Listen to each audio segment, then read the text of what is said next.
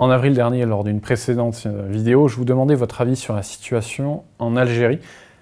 À votre avis, que se passe-t-il là-bas?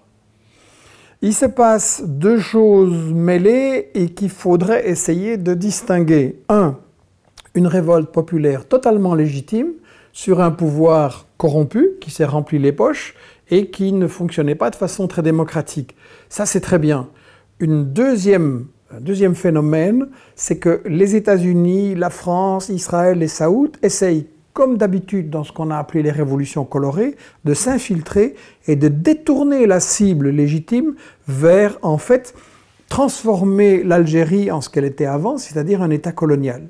Et donc, on a eu ça en Tunisie, on a eu ça en Égypte, on a eu ça d'une certaine manière en Libye aussi.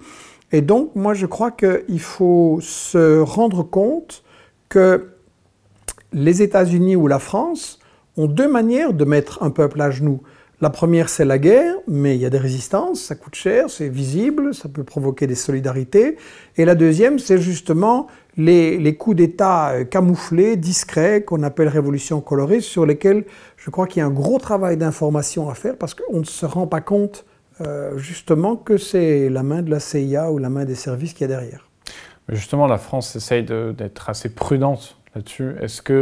Comment analyser la position de la France justement par rapport à ces mouvements populaires, les mobilisations populaires en Algérie? Je crois qu'il faut étudier l'histoire. La France a colonisé l'Algérie avec une violence extrême au XIXe siècle et encore au XXe siècle.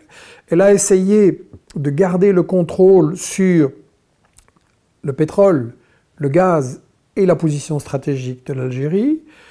Quand ça n'a plus été possible, elle a joué un rôle très trouble par rapport à l'utilisation du terrorisme islamiste et à la déstabilisation de l'Algérie.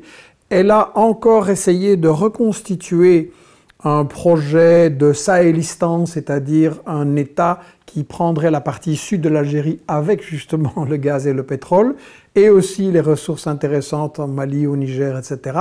Donc je crois que la France a un rôle un peu discret pour le moment, c'est vrai, mais dangereux et très hypocrite.